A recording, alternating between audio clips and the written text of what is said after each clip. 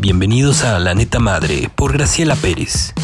Netas madres, pues hoy tenemos a un doctorazo que ahorita se va a presentar, que nos viene a platicar de las enfermedades mentales, que como saben, este mes hemos venido platicando en distintos ángulos de las enfermedades mentales, tanto con personas que han vivido con personas, valga la redundancia, con personas que tienen enfermedades mentales, tanto con gente que ve las enfermedades mentales desde un lado más psíquico.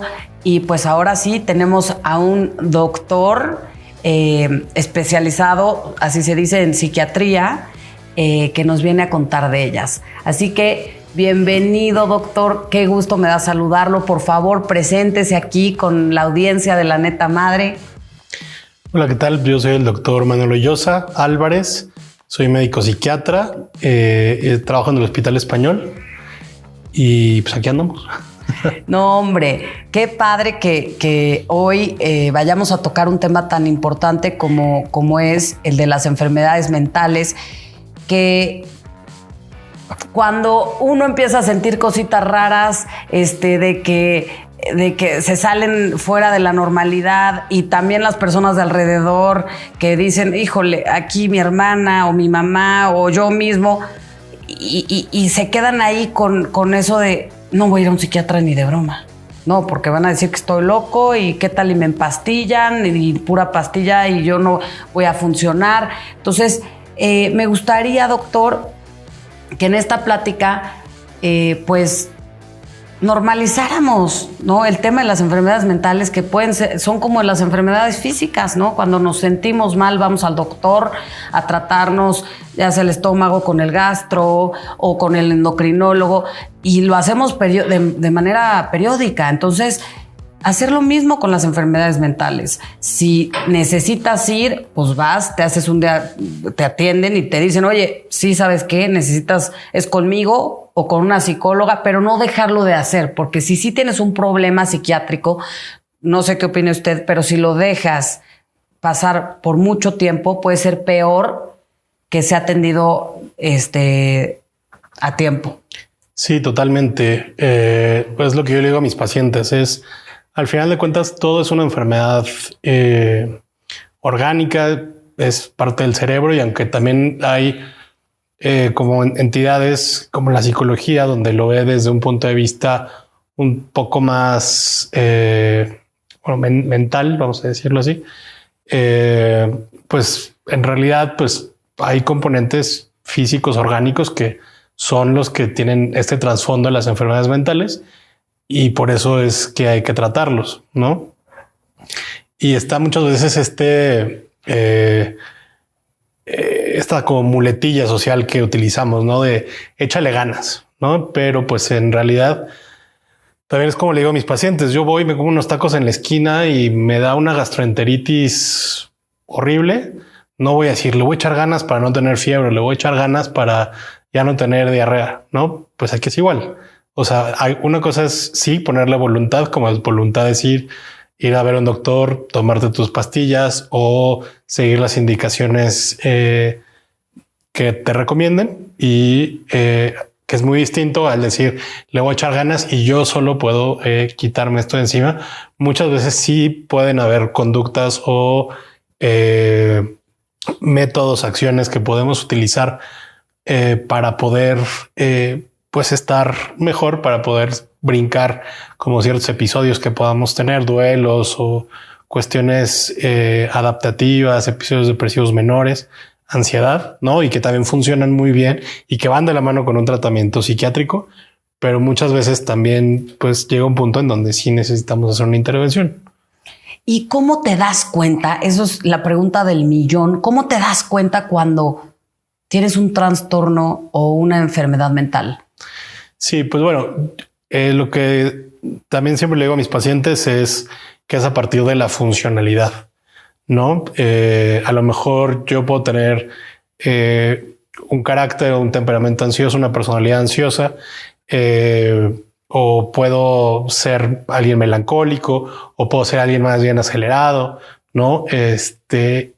Pero pues si estoy bien conmigo, si hago mis cosas, si estoy bien con mi familia, dentro de la normalidad, ¿no? O sea, si voy a mi trabajo y no hay ningún problema, si estoy bien con mis amigos, con la sociedad, no hay ningún problema, ¿no? Pero si ya estoy fallando, ¿no? Si a lo mejor ya tengo problemas con mi familia por la ansiedad que tengo o por el episodio afectivo en el que esté o si ya estoy faltando al trabajo, si ya no veo a mis amigos o si ya el verlos también se vuelve problemático, pues todas esas cosas nos hablan de una disfunción y entonces ahí es donde debemos de plantearnos si pues tenemos que ver a alguien profesional o no. ¿El trastorno mental y la enfermedad mental es lo mismo o hay una diferencia? Pues digamos, es una diferencia pues de definiciones, ¿no? O sea, al final de cuentas, dentro de la psiquiatría se le habla de todavía hasta la fecha y según, por ejemplo, las guías americanas, que es el DSM, que está en la edición 5, que se le llaman trastornos porque al final de cuentas son criterios clínicos, o sea, que son criterios que yo veo, ¿no? O sea, por ejemplo, un episodio depresivo mayor, necesito ver que hay ánimo bajo la mayor parte del día, la mayor parte de todos los días, por un periodo de tiempo que son más o menos 15 días. Tiene que, o sea, podemos estar irritables o podemos perder como el deseo de hacer las cosas y un conjunto de cosas. Y todos son criterios que yo veo nada más. No tengo un diagnóstico. Ajá, no puedo decir, le tomo una muestra de sangre y entonces voy a ver que tiene niveles de tal sustancia bajos o de alguna hormona, alguna cosa, no como criterio diagnóstico. Todo es clínico, todo es lo que yo veo. Entonces, por eso se le llaman trastornos y no enfermedades como tal. A lo mejor una enfermedad requiere un grupo de signos y síntomas. ¿No? Síntomas, que es lo que nos expresa el paciente, y signos los que yo veo tanto clínicamente como a lo mejor auscultándolo con una radiografía, con una tomografía. Claro, ya como con un diagnóstico más preciso, ¿no? Exacto. Y nosotros, pues, aunque sí ya contamos con más herramientas al respecto, todavía no, digamos, son estándar o están estandarizadas o son recomendaciones fijas. Por ejemplo, desde a lo mejor una tomografía por emisión de positrones, que sí se puede utilizar, pero que no es una, o sea, no descarta la enfermedad, ¿no? O a lo mejor un electroencefalograma, algunas otras cosas. Pero he escuchado que dicen que los encefalogramas son que no son la panacea. O sea, que al final tú vas por tu diagnóstico y tú quieres saber así tu diagnóstico tal cual y que a veces, no se sabe. O sea, ¿qué tanto es 100% seguro de que vas y te van a decir tienes tanto, tienes tal, o tienes bipolar, eres bipolar o eres esquizofrénico? Por la clínica. O sea, porque por la clínica. O sea, ajá, es el complemento de ambas. Exacto, sí. O sea, es lo que te digo. No tenemos estudios de laboratorio, claro, o de gabinete que nos hagan forzosamente un diagnóstico psiquiátrico. Sí. Necesitamos solamente la clínica. O sea, si yo, por ejemplo, veo que tienes ideas que están fuera de la realidad, tienes alucinaciones, tienes lo que llamamos conducta o pensamiento desorganizado, ¿no? Pues a lo mejor puedo pensar que estás en un síndrome psicótico y entonces ya de ahí yo tengo que ver cuáles son los criterios que cumples para poderte dar un diagnóstico o no. Y también eso mismo hace que muchas veces los diagnósticos en psiquiatría no es que cambien radicalmente, pero sí pueden irse moviendo, ¿no? Tenemos diagnósticos transversales que es yo hoy como te veo, te puedo decir que por lo que tú me platicas, porque como yo te veo, tu diagnóstico puede ser este o es este. Y diagnósticos longitudinales que yo después de conocerte te sigo a lo largo del tiempo y entonces a lo mejor me doy cuenta que, por ejemplo, no tenías un episodio depresivo mayor, sino que en realidad era un trastorno bipolar, ¿no? O que o sea, hoy muy común que, por ejemplo, un trastorno psicótico sea inducido por sustancias o medicamentos, pero más por sustancias últimamente, a ya poder decir que solo fue eso, o a lo largo del tiempo decir que pues desarrollaste una esquizofrenia, o ya era una esquizofrenia que se sumó con un trastorno por consumo de sustancias. Entonces, pues va variando mucho.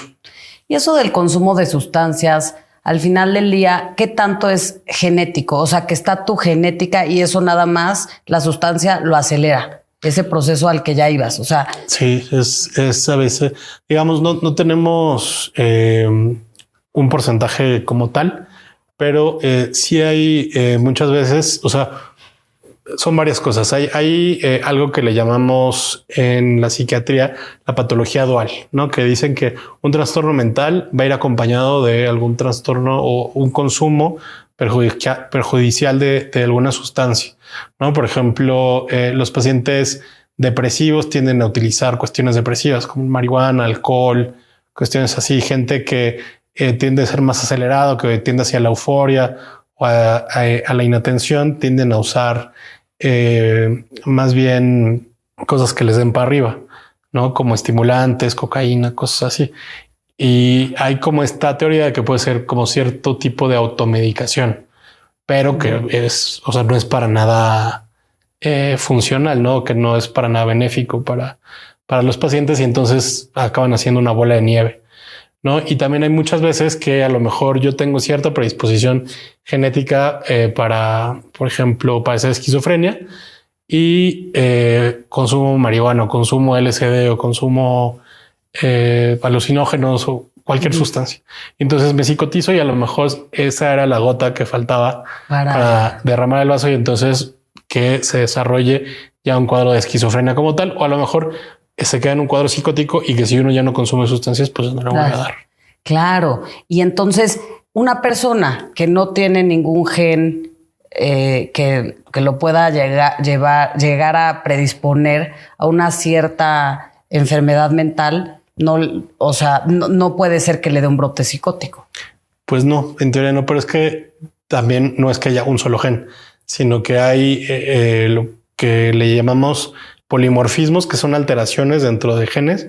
Y por ejemplo, para la esquizofrenia, pues se han encontrado más de 100, ¿no? Entonces es muy difícil tomar una muestra de ADN y decir, hoy tú tienes tanto riesgo para tener esquizofrenia o no. También desde aquí lo podemos ver más por también cuestiones clínicas, que hay pacientes que les llamamos de alto riesgo o de ultra alto riesgo, y que es a partir de sus antecedentes familiares, de cuestiones que les hayan pasado en la vida, ¿no? Pues también vemos que como ciertas, hoy es más difícil, ¿no? Pero por ejemplo, se hicieron estudios donde en los Países Bajos aumentó potencialmente la incidencia de psiquiatría en esa zona porque fueron tiempos de guerra, fueron tiempos de hambruna a inicios del siglo pasado, ¿no? Entonces, como esas cosas también alteran nuestra genética, ¿no? El que estemos en un ambiente agradable o no, o sea, si estamos en una guerra, estamos en una hambruna, si sufrimos bullying en la escuela, si tenemos un ambiente agradable en casa o no, son muchos factores que al final de cuentas lo que más va a pesar hasta la fecha, pues sí es la parte genética, y eso también cómo va condicionando la parte ambiental o no, ¿no? ¿Y cuáles son las enfermedades mentales más comunes? Pues la más común es la ansiedad y las fobias. Ok. ¿Fobias a qué? Pues a lo que quieras. O sea, una fobia es un miedo intenso, irracional a algo específico, que es distinta a ansiedad, que la ansiedad es tener miedo a algo, pero no saber a qué. No es como de ahí viene algo, pero qué es, no sé, pero ahí viene, ¿no? Claro. Y la fobia, pues a lo mejor tenerle fobia a volar, fobia a los ratones, fobia a las jeringas, a la sangre, a los lugares cerrados, a los lugares abiertos, a cualquier cosa. Esas son las enfermedades más comunes. No, y hablando de esas dos enfermedades que son las más comunes, pues esas realmente no ponen en riesgo a las personas, ¿no? Porque cuando tienes una enfermedad mental, no sé si hay alguna clasificación en niveles, pero en un nivel bastante avanzado, no sé, ya me corrige si no lo expreso bien, por más que tú trates de abrazar a esa persona con esa enfermedad mental, pero ¿qué pasa si te agrede o pasa? O sea, ¿en qué punto puedes abrazar a esa persona que tiene una enfermedad mental bastante grave? Pues depende muchísimo. O sea, porque a lo mejor y ahorita estamos platicando y yo le tengo fobia a los ratones y pasa corriendo uno y yo salgo y me aviento del balcón, ¿no? Del miedo que me da. Y a lo mejor, pues alguien con esquizofrenia, normalmente, son personas que no van a atender a ser agresivas, sino más bien son personas que tienden a estar a la defensiva, ¿no? Y esto en cuanto a clasificaciones, tenemos las enfermedades mentales graves que les llamamos, que es la esquizofrenia, el trastorno depresivo mayor y el trastorno bipolar, ¿no? Pero les llamamos graves porque conllevan otra serie de factores y complicaciones que nos pueden hacer llevar en declive la vida o incluso pues acortarla, ¿no? O sea, pacientes con esquizofrenia, trastorno bipolar, no forzosamente a libre evolución, pero con un mal control, tienden a vivir hasta 20, 25 años menos en comparación con la población general. Entonces estamos diciendo que a lo mejor es gente que tiene una expectativa de vida de 50 años, de 45 años. Entonces, pues sí es muchísimo y es por otra serie de factores. Es porque, podríamos como agruparlo en el trastorno bipolar y la depresión, que son enfermedades que, o sea, no solo son mentales o cerebrales, sino que son sistémicas. Porque nos producen alteraciones en todo nuestro organismo y producen que haya salida de hormonas que les llamamos proinflamatorias y entonces eso aumenta nuestra resistencia a la insulina, aumenta incluso la capacidad para perder peso, aumenta las alteraciones en el colesterol, los triglicéridos, nos produce a la larga, nos puede producir a la larga muerte celular a nivel cerebral, ¿no? Entonces, eso combinado también con un mal estilo de vida, ¿no? Que a lo mejor, pues es alguien que, o sea, si estoy deprimido, pues no quiero salir de la cama o no me alimento adecuadamente o pues no hago ejercicio, no socializo. La socialización se ha visto que es una parte fundamental para el desarrollo de una buena salud mental. Entonces todas esas cosas también van llevando un declive a nuestro, pues nuestra vida, nuestro estilo de vida. Entonces, pues sí nos puede llevar a tener ya después diabetes, hipertensión, dislipidemia, infartos. Y de lo que tú hablas es de una enfermedad personal, una enfermedad directa. O sea, que igual y puede afectar de manera indirecta a los demás, pero no hay alguna enfermedad mental que pueda poner en peligro la vida de las personas que los rodean. Pues a lo mejor la psicopatía es así, pero normalmente los psicópatas pues pasan más desapercibidos y esos no buscan atención psiquiátrica y tampoco es una enfermedad muy, muy, muy, muy compleja. La psicopatía, en todo caso, la que podría poner como en riesgo a los demás, ya sea emocional, físico, económico, ¿no? Porque son personas que tienden a buscar ventaja de los demás para ellos mismos. Por eso mismo, ¿no? O es gente que le falta empatía, ¿no? Cuestiones así. Pero repito, las demás pues son más bien enfermedades que buscan ayuda o que se recluyen, ¿no? O sea, por ejemplo, uno tiene en la cabeza a partir de las películas o los libros o que un paciente esquizofrénico va a salir con un cuchillo y no es cierto. Son personas que normalmente, no es lo más común, no tendría por qué pasar, porque normalmente estas ideas que las llamamos delirantes, estas ideas que se salen de la realidad normalmente le llamamos egodistónicas, o sea, son malas para ellos, ¿no? Y entonces, pues me están persiguiendo o alguien me quiere hacer algo o ponen micrófonos en mi casa, alguien me está vigilando, Y entonces... Pero ¿qué tal le actúa en consecuencia? O sea, hazte cuenta que dice, hay micrófonos en mi casa, alguien me está vigilando. Entonces tocan la puerta y entonces sale con una espada y me quiero defender, ¿no? Y entonces, ¿qué tanto?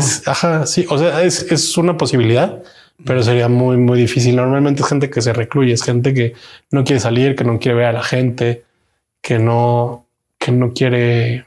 Sí, claro, socializar. Sí. Entonces, no, claro. Y sí es verdad que muchas veces en las películas nos pintan que las personas que tienen enfermedades mentales son súper agresivas y tal. Y entonces como que uno se queda en la mente con eso, ¿no? Y de pronto escuchas, ¿no? De relaciones, ¿no? De igual y alguien bipolar que era agresivo físicamente, ¿no? Y entonces dices, pues ya se está metiendo, ¿no? Sí. ¿Qué tanto puede perder el control a alguien bipolar y matar a alguien a golpes?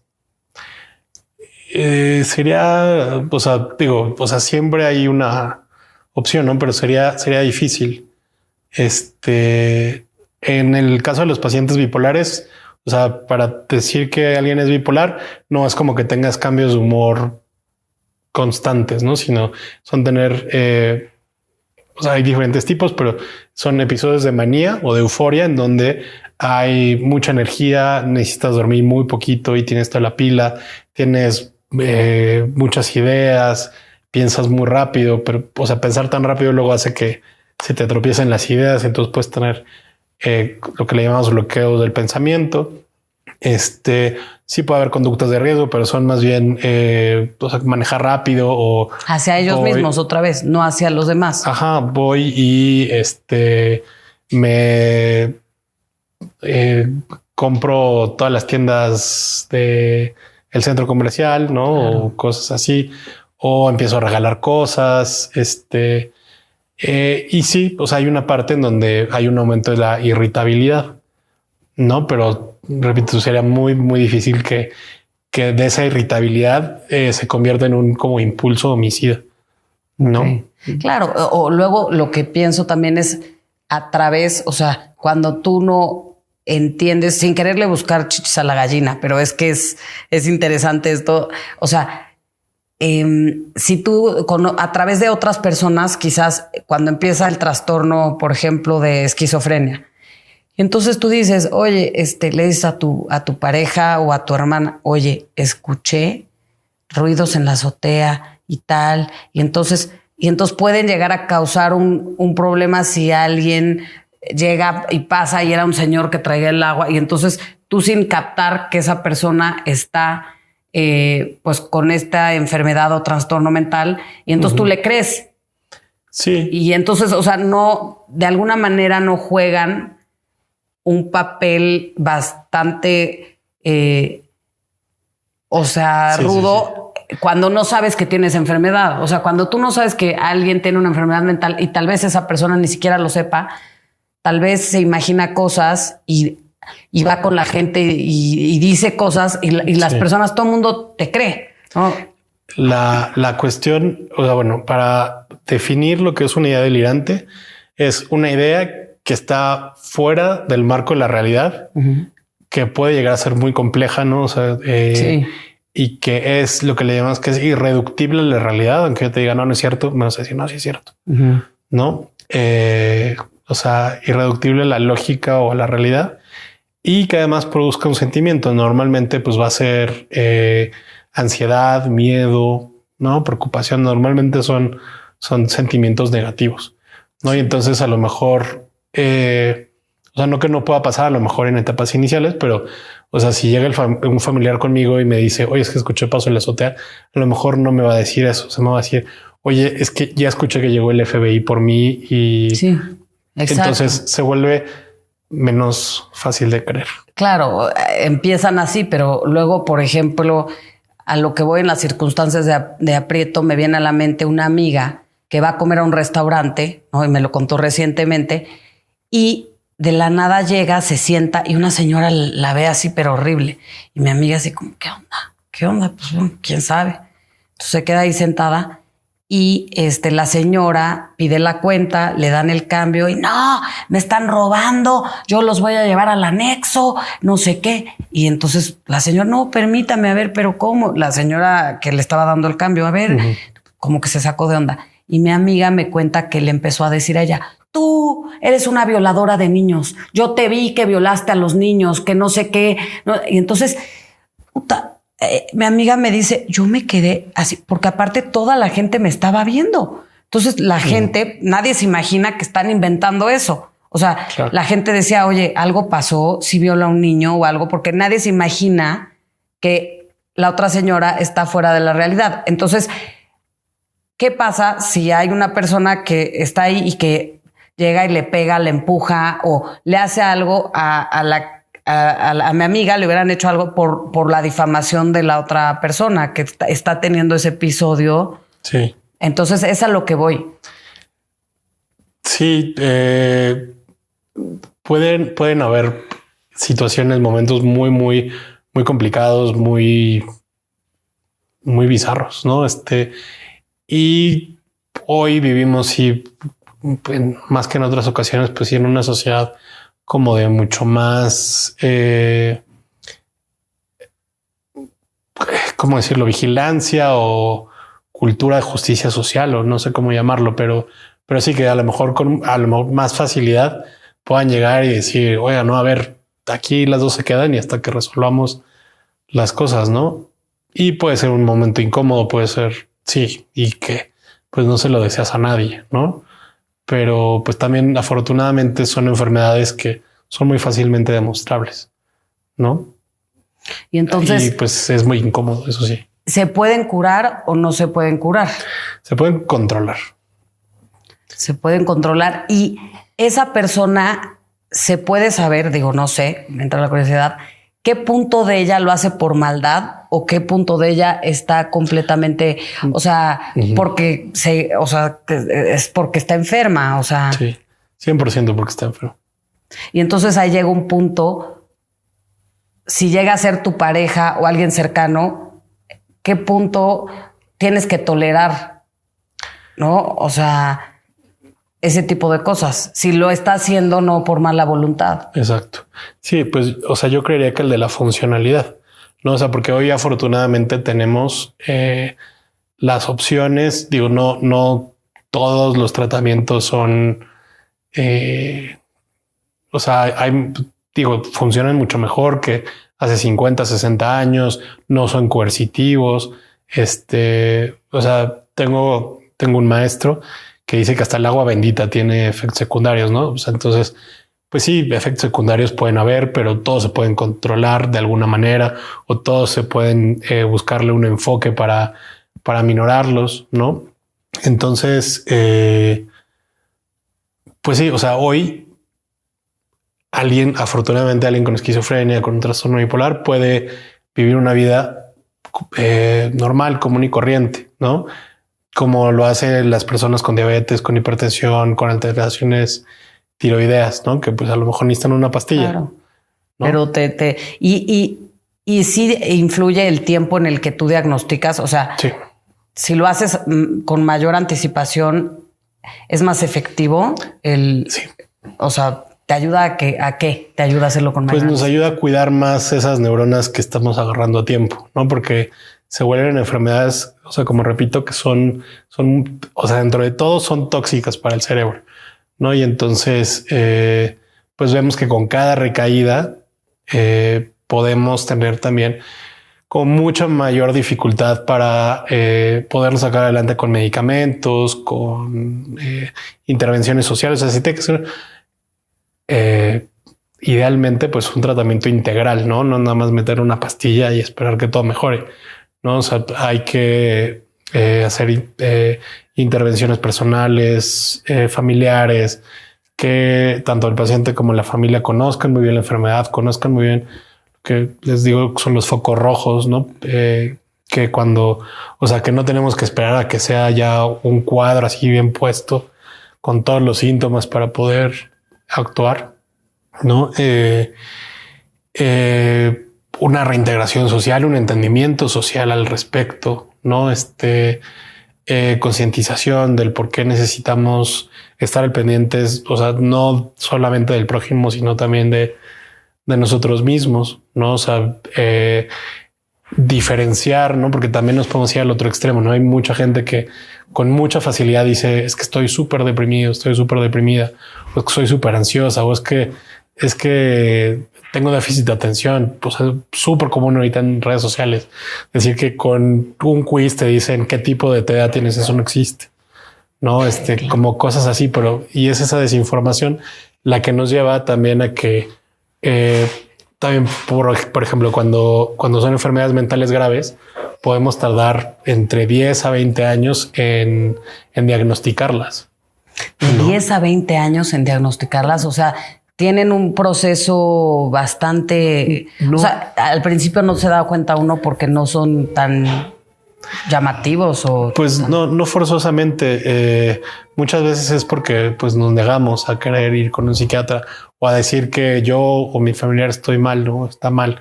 Y entonces antes van con el cardiólogo, antes van con el gastroenterólogo, antes van con el...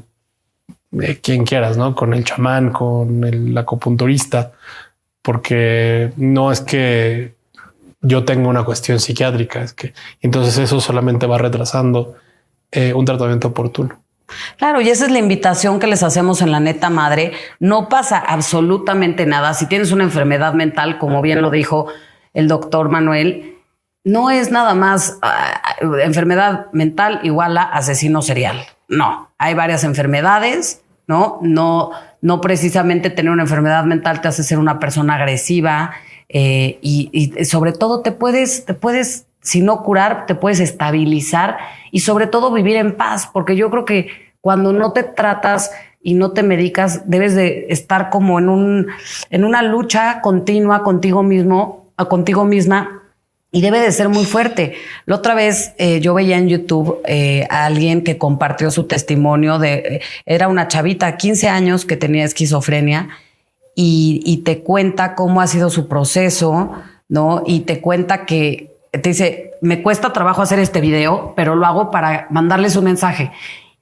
Y vayan al psiquiatra, ¿no? Yo muchas veces escuchaba voces, pero yo no quería, las hacía a un lado porque decía, no estoy loca, no estoy loca, no estoy loca, y no estoy loca, y no quiero estar loca, y no.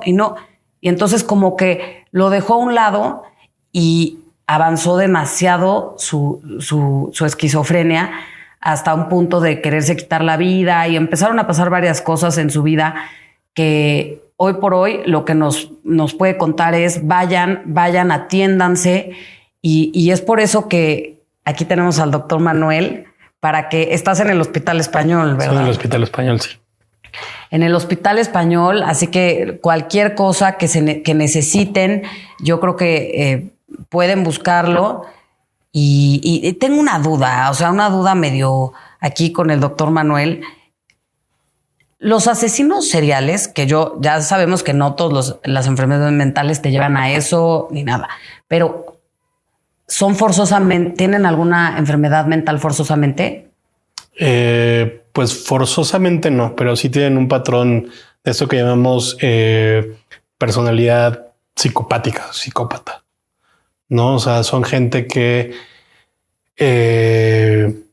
pues que carece de empatía, que trata de sacar ventaja de los demás sin importar el cómo, ¿no?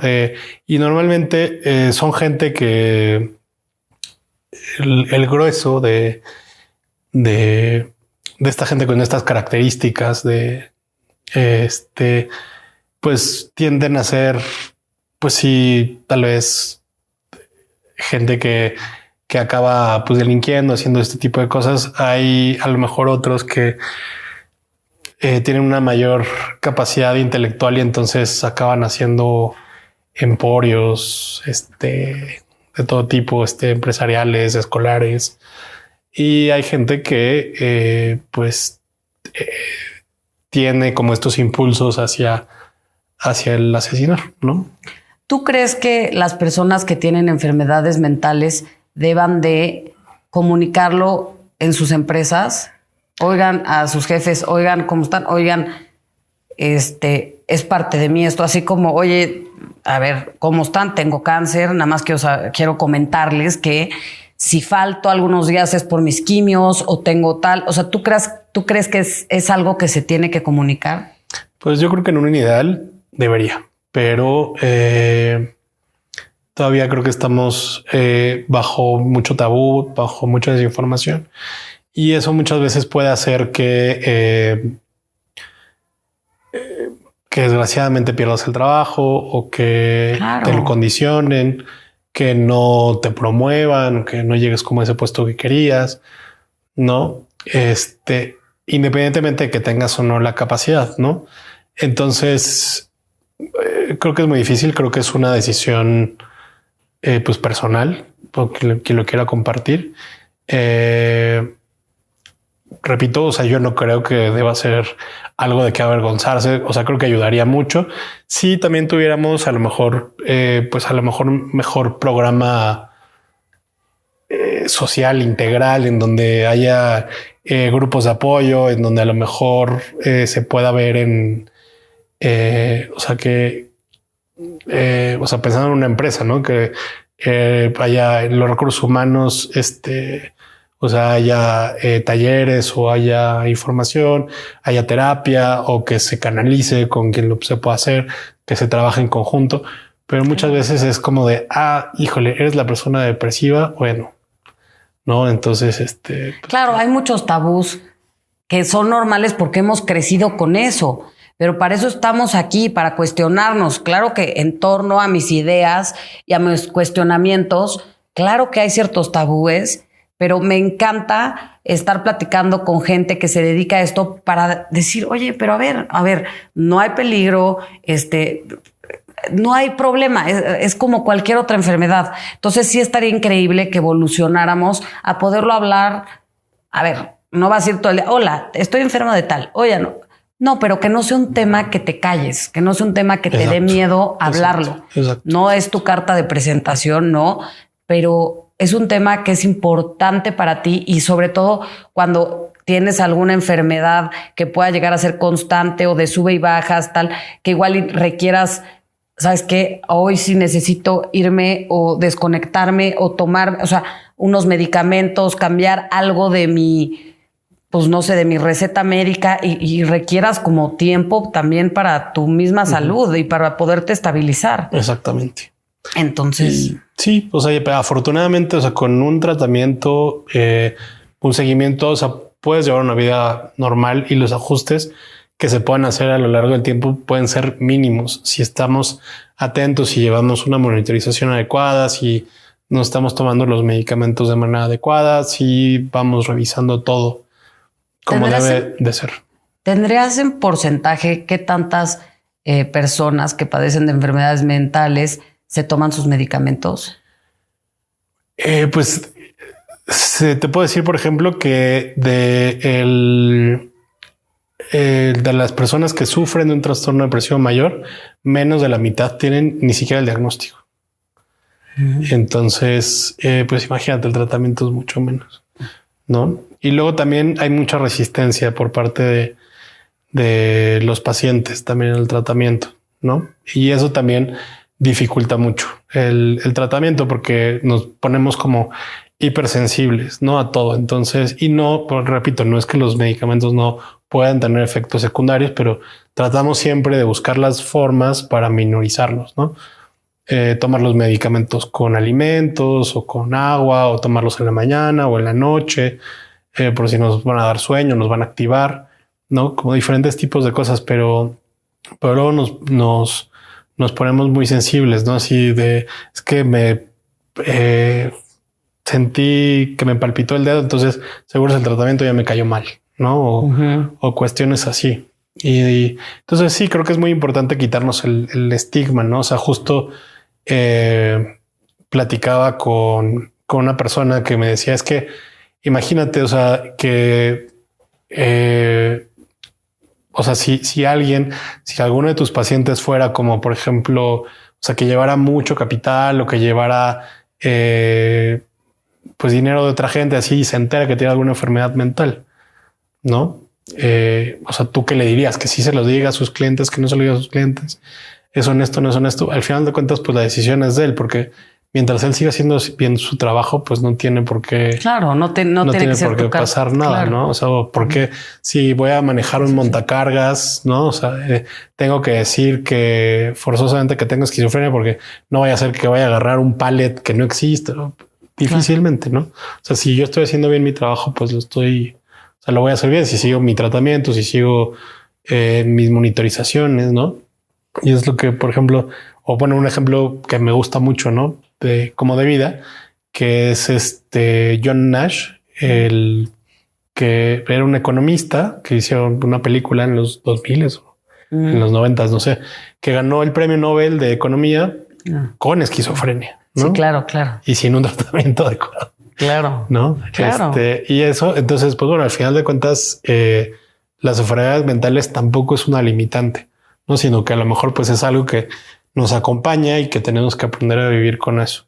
Y que muchas veces el aprender a vivir con eso es tomarte tu pastilla, ir al psiquiatra, ir al psicólogo, procurarte, ¿no? O sea, también, o sea, es muy importante el ejercicio, la buena alimentación, el cuidar tus tiempos de esparcimiento, tus tiempos familiares, tus tiempos con amigos, ¿no? O sea, también eso es muy, muy importante. Doctor, y para finalizar, me fascinaría preguntarte qué opinas de la reforma a la ley de salud que se hizo el año pasado de quitar los hospitales psiquiátricos para hacer los hospitales generales.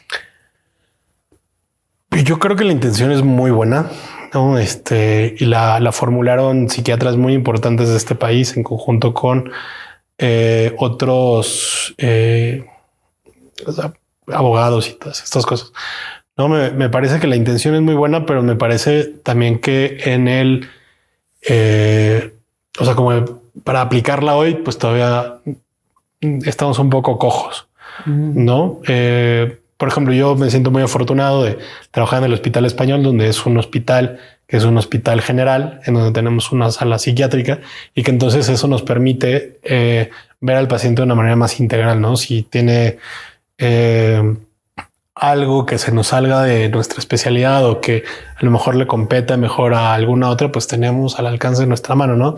Si lo tiene que ver un oftalmólogo, si lo tiene que ver un internista, si lo tiene que ver un endocrinólogo, ¿no? Que a lo mejor eso es lo que muchas veces hacía falta en estos otros lugares o en hospitales psiquiátricos como tal, ¿no? Que si llegabas con una uña enterrada, pues no podías entrar, ¿no? Si llegabas con la glucosa en 500 o en 1000, tenían que estabilizarte y luego regresar. Eso quitaba mucho tiempo. Y también creo que otra cosa de las que se trata de evitar con esta nueva ley, que yo hasta donde conozco ya difícilmente pasaba, es como esta capacidad de que tú llegues con tu familiar y que lo dejes hospitalizado y que no vuelva a ver la luz del sol o que no pueda salir, ¿no? Hoy definitivamente, o por lo menos ya desde hace muchos años y con la psiquiatría con la que yo me eduqué, o sea, es una psiquiatría social que tenemos que buscar la funcionalidad del paciente, que esté en su casa, que esté con su familia o que esté en el ambiente en el que él escoja, viviendo bien y tranquilo, ¿no? O sea, ya no más esta psiquiatría de recluyo al paciente en un hospital o en la habitación de una casa, ¿no? O sea, claro, y en principio, como bien comentas, yo creo que la voluntad, la buena voluntad, claro que está, pero yo pienso que hay pacientes, ¿no? Por lo que he leído, que están en condiciones bastante graves porque a lo largo de su vida no se han tomado los medicamentos porque no hay medicinas, porque no hay dinero, ¿no? Vienen de familias grandes, la familia tiene que trabajar y nadie tiene cómo cuidarlos. ¿Qué pasa con esos pacientes? O sea, yo creo que está padrísimo esta nueva ley, creo que está a todo dar, pero estaría también muy bien que existieran todavía lugares donde se pudieran quedar pacientes que no tienen familia, que no tienen quien los cuide, porque entonces, pues seguramente van a haber muchas más personas en la calle con enfermedades mentales sin que nadie los ayude, porque a veces o no tienen familia o, repito, la familia tiene que trabajar o algo y por eso luego si no los tienen bien en un hospital, pues ellos he leído casos que amarran a niños con cadenas, o sea, porque hacen lo que pueden, no porque sean inhumanos, porque dicen, si no, mi hijo se va a lastimar, no tengo dinero para el medicamento, les ponen en las ventanas tablas para que no se avienten porque ya se han intentado aventar. Entonces, exacto. Eso es como que algo que a mí como que me llamó mucho la atención. Sí, es lo que te digo, que por eso creo que, o sea, la intención es muy buena, pero hoy nos deja cojos, ¿no? Y también muchas veces pues van a llegar pacientes que van a llegar con riesgo suicida, riesgo homicida, o que van a estar fuera de la realidad y que en ese momento su juicio no es adecuado como para tomar una decisión, ¿no? Y entonces hoy también se le está tratando de dar ese peso. Exacto. De decir, yo me quiero matar, y entonces es, o así se quiere vender de luego a la sociedad, porque no forzosamente, o sea, sí hay cláusulas dentro de esa ley que permiten intervenir, ¿no? Pero como decir, como es que si yo me quiero suicidar, ¿por qué no lo voy a poder hacer? Exacto. O sea, ese es otro punto. O sea, cómo ahorita, o sea, lo que se propone es que la persona que tiene esta enfermedad mental, que como bien hablamos, si es una persona que toma sus medicamentos y está estable, pues no hay problema.